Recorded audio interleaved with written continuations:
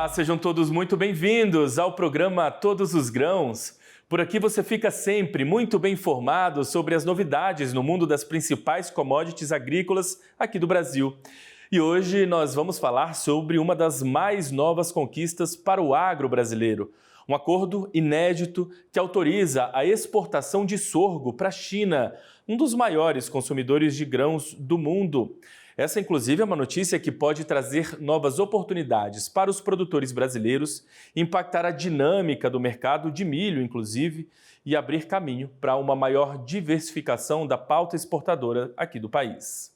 Para entender melhor o que esse acordo representa e quais são as perspectivas para o sorgo brasileiro nesse novo cenário internacional, eu vou conversar hoje no programa com o presidente da Associação Brasileira dos Produtores de Milho e Sorgo, o Paulo Bertolini.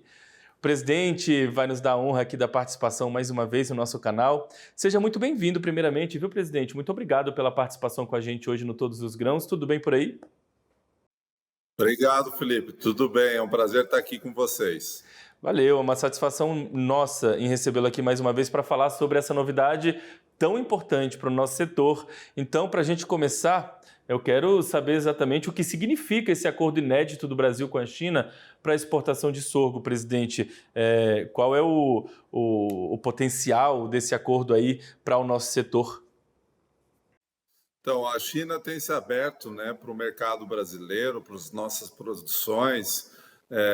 Aqui eu falo sobre milho e sorgo, ali desde 22, né, 2022. Então, é um mercado bastante recente para quem produz milho e mais recente ainda para quem produz sorgo. Lá em 22, nós, no final do ano, começamos a exportar milho. 2023, na verdade, a China foi o nosso maior comprador de milho. E lá para eles o Brasil foi o maior fornecedor do milho. E agora, no final do ano passado, surgiram duas novas notícias, né? A primeira relacionada ao sorgo e depois relacionada, mais recente, ao DDG, que é um coproduto do processo de industrialização do milho na usina de etanol. Então, abre-se uma perspectiva de um mercado novo para o Brasil, não somente no aspecto do milho, que já é conhecido, mas também em relação ao sorgo e ao DDG. E sobre o sorgo, é um processo que já vem desde o ano passado. É um protocolo que leva um tempo, né, para se formalizar entre os dois países, um protocolo fitossanitário. No mês de agosto, agora recente, tivemos uma missão da China visitando campos de produção e também unidades de processamento de sorgo aqui no Brasil. Estiveram no estado de Minas Gerais e também no estado de São Paulo. Isso faz parte de uma etapa desse processo. E essa semana tivemos a conclusão e a notícia aí do ministro Fávaro do envio das primeiras empresas que estariam cadastradas aqui no Brasil e propensas, né, ou capacitadas para começar esse processo de exportação. São cadastros que estão relacionados à exportação em si, mas também à armazenagem desse produto ou o beneficiamento dele. Então, são mais de 140 empresas nesse momento que estão aptas nesse processo. Agora, a China avalia esse cadastro e assim libera para que o processo comece a andar. Então, há uma expectativa bastante boa em relação a isso. A China, ela importa muito sorgo, principalmente dos Estados Unidos, né? E a gente sabe, por uma questão de geopolítica, há uma preferência da China em substituir os Estados Unidos como fornecedor de qualquer produto, e em especial os grãos. E aí, na busca desses mercados, o que surge é o Brasil como uma alternativa competitiva e viável para grandes volumes. Hoje, além dos Estados Unidos, tem a Argentina, a Austrália, alguma coisa também da África, que supre o mercado chinês. São em torno de 8 a 9 milhões de toneladas de sorgo que eles importam. e a maior parte sai lá, obviamente, dos Estados Unidos.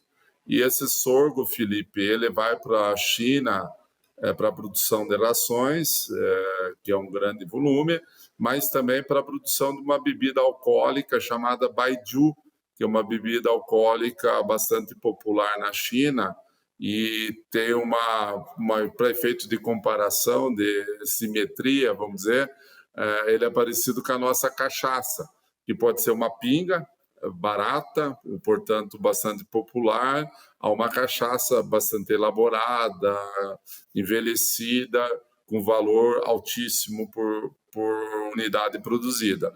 Então, e essa bebida os chineses gostam muito. Então, a gente está trabalhando que esse mercado se realize o quanto mais rápido possível, com a ajuda do Ministério da Agricultura, dos adidos que lá estão ajudando a que esse processo aconteça e, obviamente, a iniciativa privada e os produtores brasileiros que têm mais essa alternativa de produção e também de escoamento de sua produção. Muito bem, presidente. E ainda falando um pouquinho sobre essa negociação, essa foi uma demanda mais do lado chinês ou houve uma articulação do setor produtivo brasileiro junto ao governo, ao ver, de repente, alguma possibilidade, partiu daqui a abertura de negociações? Como aconteceu aí esse trâmite, digamos assim? Quando a gente fala de China, sempre depende muito da vontade deles. Então, da necessidade deles, não basta a gente ter um bom produto ou uma disposição de fornecer, depende deles quererem comprar. Então, esse processo veio com uma intenção bastante forte de compra deles, justamente por essa questão de geopolítica, como eu abordei, né, essa relação estremecida entre a China e os Estados Unidos, e aí que surgiu a oportunidade. De outro lado, nós temos no Brasil um potencial muito grande de produção de sorgo. Então, se a gente pegar, por exemplo, o mapa brasileiro e olhar, vamos dizer, as regiões que têm uma condição bastante favorável de produção de milho de segunda safra e comparar esse mapa com sorgo, o que poderia ser produzido em sorgo, as áreas para a produção de sorgo são maiores do que as áreas que seriam ideais e favoráveis para o milho de segunda safra. Então, o sorgo tem naturalmente uma possibilidade de crescer em áreas novas, não ocupando espaço de milho, mas também como uma alternativa daqueles produtores de segunda safra que perderam a janela do milho depois da colheita da soja, ou que tem, por alguma razão, um problema climático localizado, uma previsão de um tempo, de um clima mais adverso, o sorgo passa a ser uma alternativa mais viável, pelo ponto de vista dele ser um grão mais rústico, menos exigente em fertilidade, ele também tem menos exigência em questão hídrica e, portanto, também é um cereal mais barato de se produzir em comparação ao milho. Então, isso abre uma perspectiva de produção. Por que não se produz mais sorgo no Brasil?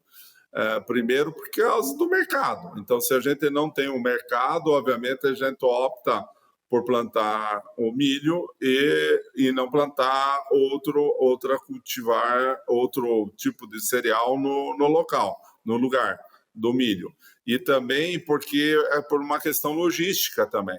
Hoje o sorgo tem essa perspectiva e possibilidade de exportação para a China, mas ele também tem no mercado nacional, além da linha de produção de rações, a possibilidade de ser transformado em etanol na indústria, nas usinas de etanol, essas mais novas, mais modernas, em algumas regiões, elas já estão preparadas também para receber o sorgo.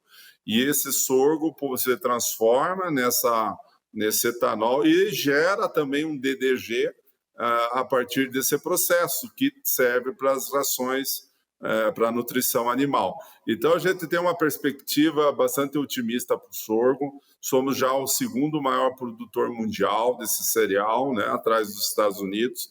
O dado é da CropLife, e mostra aí em torno de 7 milhões e 500 mil toneladas de sorgo produzidas no Brasil. São mais de 400 cultivares registrados.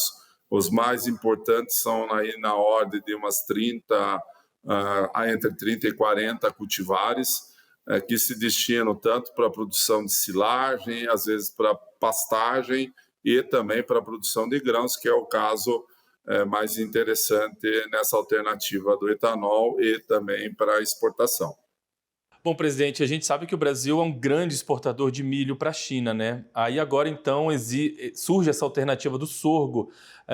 Estrategicamente pensando, como ele vai se inserir nesse mercado? Ele vem para ser uma commodity, digamos assim, complementar, concorrente ou alternativa ao milho? Alternativa, ela, na minha opinião, ela não vai competir com o milho, ele vai ser uma alternativa para aqueles produtores que, por algum motivo, entendem que o milho naquele momento não é adequado. E aí ele surge como uma alternativa viável. E, lógico, a gente tem desafios, né, bastante grandes e que o sorgo também vai enfrentar. Esses desafios na questão da armazenagem de grãos são muito grandes, né? Hoje nós temos um déficit de armazenagem aí de mais de 120 milhões de toneladas. Isso pega a soja, pega o milho e vai pegar o sorgo também. No caso da soja, ela chega antes, então ela tem uma vantagem por competição de espaço de armazenagem melhor em relação ao milho. E vai ser melhor também em relação ao sorgo, né? Uma vez que o sorgo, em relação ao preço do milho, tem um certo deságio. Ele é mais barato um pouco do que o milho. Então, ele vai ocupar um espaço em desvantagem à soja, que já não tem espaço suficiente para armazenar. Então, nós temos um dos primeiros desafios, a questão da falta de armazenagem, principalmente dentro das propriedades rurais. E outros desafios que virão aí estão relacionados toda a cadeia logística, que vai lá, rodovia, ferrovia, né? E, eventualmente hidrovia, e chega aos portos. Esses portos que exportarão sorgo terão que ter espaços, canais, né, de exportação preparados também para o sorgo. Hoje o Brasil exporta alguma coisa de sorgo, basicamente em cima de caminhões para o Paraguai, também vai alguma coisa para a Bolívia, e agora o porto de Imbituba, em Santa Catarina, tem exportado em navios. Então, a gente tem esse desafio logístico de criar toda uma logística, né? Não só as empresas credenciadas, os produtores aptos e querendo produzir o cereal, ou as traders comercializando, né, comprando efetivamente esse sorgo, mas também a forma da gente embarcar esse sorgo para esse mercado internacional. Isso vai acontecer com o tempo. Eu lembro você que no começo dos anos 2000, o Brasil mal produzia para aquilo que consumia de milho. Nós, inclusive, importávamos bastante milho. E ao longo desses 25 anos aí, o Brasil se torna o terceiro maior produtor mundial de milho, o segundo maior, em 2023 foi inclusive o maior exportador mundial de milho, acima de 50 milhões de toneladas saíram do Brasil de milho.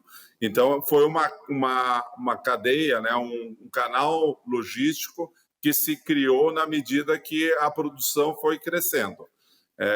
E isso a gente espera que aconteça com o sorgo, sempre botando um ponto assim de bastante observação, é que para o agricultor entrar no sorgo, ele precisa ter um mercado adequado, né, que garanta essa comercialização a um preço justo, no momento adequado, e do outro lado que exista uma cadeia logística que comece pela armazenagem e chegue lá dentro do navio adequada.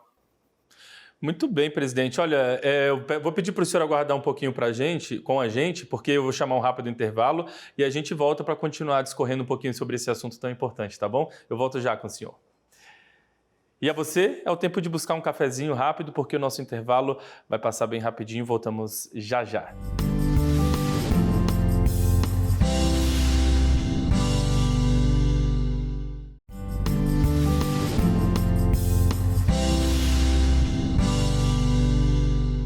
Estamos de volta com o programa Todos os Grãos e hoje a nossa conversa é com o presidente da Abramilho sobre uma novidade muito importante aqui para o nosso setor do agronegócio, a abertura de mercado para o sorgo brasileiro para a China. A gente está discorrendo, entendendo um pouquinho melhor como foram feitas as negociações e os potenciais de tudo isso, então, com o presidente Paulo Bertolini.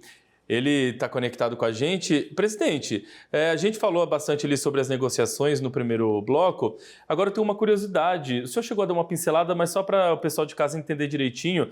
Hoje aqui no Brasil a gente já tem regiões produtoras se destacando com sorgo. Temos polos produtores, digamos assim, estados que têm se destacado já com essa produção? O estado de Goiás é o principal produtor de sorgo no Brasil, Minas Gerais também é importante, mas uma coisa é a situação atual e outra coisa é o potencial de expansão da cultura, né? Então, a gente analisando aquele mapa que eu te falei, comparativamente ao milho de segunda safra, dá uma região bastante mais ampla de possibilidades do sorgo ser uma cultura viável, desde que esse mercado, essa questão logística se resolva. E também na primeira safra, né? O sorgo também poderia entrar na primeira safra em algumas regiões, aqui no sul do Brasil, por exemplo, onde a gente já produz sorgo, também poderia ser uma alternativa desde que esse mercado se torne viável ao agricultor. Agora, sempre que a gente fala aqui sobre a abertura de novos mercados para exportação, algumas pessoas falam, mas e há um risco de desabastecimento interno, de elevação de preços? Não é um caso, né? Não há risco nenhum para desabastecimento interno de sorgo por conta de novos mercados aí, nesse caso no mercado chinês, né? Não, na verdade a agricultura ela tem ciclos muito rápidos e o agricultor também é muito rápido na decisão. Ele está sempre sinalizado pelo mercado futuro, tomando decisões de ampliação de área, aumento de tecnologia na própria cultura que ele faz. Então ele sempre está antenado e percebendo esse mercado e tentando vislumbrar esse mercado futuro. Então, obviamente, nós estamos numa economia de mercado que depende da oferta e da procura para se estabelecer o preço. Nós produzimos commodities e as commodities não são os agricultores que definem o valor, né? É o mercado internacional, uma baliza internacional que tem relação e é influenciada, obviamente, pela taxa de câmbio e também pelos prêmios, né? O que são os prêmios? Os prêmios são normalmente a diferença, né, que se traz até o local da produção do preço internacional, que pode ser positivo como pode ser negativo. E normalmente uma infraestrutura ineficiente ou insuficiente, elas derrubam esses preços, ou seja, esses prêmios acabam tirando renda do agricultor porque tem um custo logístico muito grande de levar a sua produção até o local onde está sendo consumido ou industrializado esse produto. Então, o Brasil precisa, obviamente, nos próximos anos, investir muito em infraestrutura, em especial e começando pela armazenagem dentro das fazendas. Esse é o ponto crucial para que a agricultura brasileira continue com essa dinâmica de crescimento que vinha até então. Se nós não fizermos isso, há um risco, obviamente, de um caos logístico que começa lá na armazenagem, mas também enfrenta, que acontece também na questão da cadeia de transporte dali da propriedade até os locais de processamento e de embarques, no caso dos portos. Então, isso tudo vai tirando renda, vai aumentando o custo e tirando renda da agricultura brasileira. E, do outro lado, a falta de infraestrutura, e no caso da armazenagem, exige com que os compradores de nossos produtos invistam na armazenagem, já que esse produto não pode ser armazenado ou não tem lugar para ser armazenado lá na fazenda, no local que é o ideal para armazenar, eles precisam investir. E isso faz com que essa indústria, esse custo de carrego desse estoque seja bastante alto e impacta na competitividade desses produtos industriais, né, desses produtos comercializados por essas empresas. Então, elas vêm no momento da compra desses produtos, desses grãos, numa pressão para reduzir o máximo possível o seu valor, para que lá justifique todo esse carrego de estoque com juro, com risco, que elas têm inerentes a esse processo. E, do outro lado, o agricultor sem renda, ele também fica desestimulado a investir em armazenagem e melhorar a sua infraestrutura. E nós temos hoje, esse ano, já no processo do ciclo passado do Plano Safra, em especial esse ano, uma dificuldade muito grande de acessar linhas de crédito que permitam o investimento em armazenagem. Nós temos bancos hoje fugindo, literalmente, dos agricultores, mesmo com recursos anunciados, por exemplo, no PCA, que é o Programa de Construção e Ampliação de Armazéns, e o produtor não tendo acesso a essas linhas. E o Brasil crescendo, graças a Deus, né, com uma produtividade maior ou numa ampliação de área, e precisando, obviamente, investir nisso. Então, nós estamos num ciclo perigoso, porque em algum momento isso se desequilibra. E a gente percebe normalmente essa deficiência de armazenagem acontecendo no milho, e na segunda safra, em especial no Mato Grosso e nas outras regiões de fronteira agrícola e de bastante produção, onde não tem armazéns e o produto é jogado a céu aberto, sujeito a chuva, ataque de insetos, roedores, pássaros. Então, é um processo que só tira renda, todo mundo perde e a sociedade, lá no final, acaba pagando por um produto mais caro, justamente porque a gente não fez o dever de casa, que é investir na infraestrutura. Se você olhar o ciclo até o momento da colheita, o Brasil é extremamente competitivo, seja na soja, seja no milho e também no sorgo. Só que da colheitadeira para diante, não é nem da porteira da fazenda, é da colheitadeira em diante, a gente começa a perder eficiência em função de uma infraestrutura ineficaz ou insuficiente. Presidente, e o Brasil hoje ele é competitivo com o nosso sorgo em termos de qualidade, em termos de custo em relação a outros exportadores internacionais, já que agora a gente está, de fato, se inserindo nesse mercado internacional, né? Então a gente tem que fazer algumas observações em relação aos outros mercados. O nosso sorgo ele tem competitividade, ele tem boa produtividade, boa qualidade? Então, nós temos uma produtividade ainda abaixo do que tem a média americana, portanto, nós temos ainda bastante dever de casa para fazer, mas nós temos bons produtores e condição disso aumentar. O próprio milho, lá no passado, nós tínhamos produtividades muito baixas e hoje, com a adoção de tecnologia, da biotecnologia, né, com práticas de cultivo mais adequadas, o próprio plantio direto, favorecendo esse processo, uma adubação também, correção de solo com calcário, e isso tudo fez com que as nossas produtividades aumentassem. E o sorgo vai passar por esse ciclo, no nosso entender, ao longo dos próximos anos, puxados justamente por uma demanda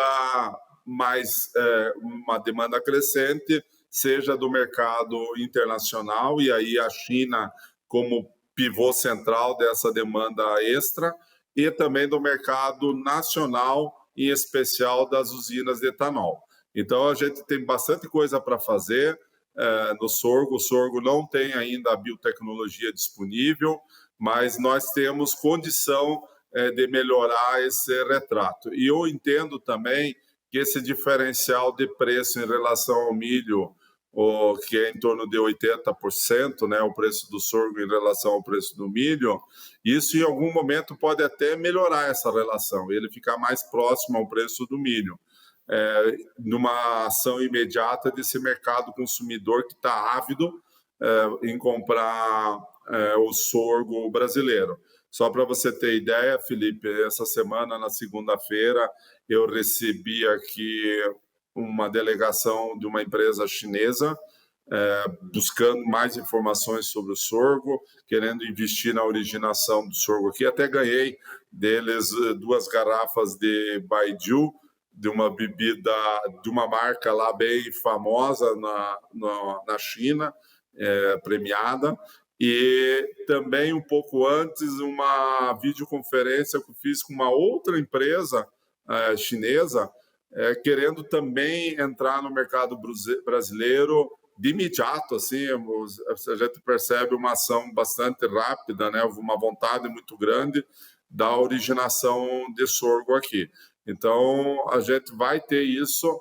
Existem, lógico, uns trâmites legais para acontecerem, né? Os trâmites regulatórios, que não depende só do Brasil, depende também da China, e temos os gargalos logísticos. Então, aí o desafio é a gente fazer lotes, poder ganhar um slot lá num porto e começar a embarcar. E do outro lado, a nossa expectativa é também no consumo interno crescente de sorgo, como eu falei, para a usina de etanol e também para as rações. E eu tenho certeza que tem muitos produtores aí nos assistindo, produtores de grãos, agricultores, né? E que de repente estão pensando em buscar mais conhecimento, buscar entender melhor um pouquinho sobre o sorgo. Que mensagem o senhor daria hoje para os produtores então que estão nos assistindo de milho, de sorgo, diante dessas novas oportunidades que estão se abrindo, de todo esse potencial que o senhor tem colocado, apresentado aqui para a gente? O que o senhor diria para esse produtor que está pensando de repente em investir nessa cultura? Eu diria para o produtor botar o sorgo no radar dele, né? Principalmente aqueles que ainda não têm a possibilidade de fazer uma segunda safra em função de risco climático, né? Regiões de risco climático. Eu sugiro que procurem as empresas que já vendem sementes, as entidades que pesquisam, né? Variedades e têm feito os testes de campo para ter mais informação. Também conversar com seus agrônomos. E do ponto de vista financeiro, quando você analisa a primeira safra com uma segunda safra, a conta ela se torna numa dinâmica muito mais favorável.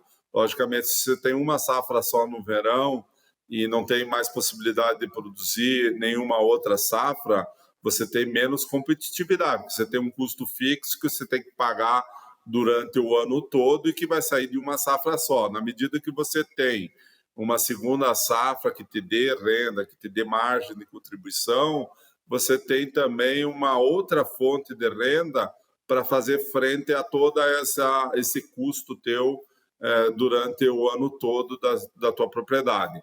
Então, a gente tem que analisar o sorgo como uma alternativa de uma segunda safra, nessa dinâmica, né, de uma contribuição, uma margem de contribuição que ajude a fazer frente a todos os teus custos e tuas despesas da propriedade.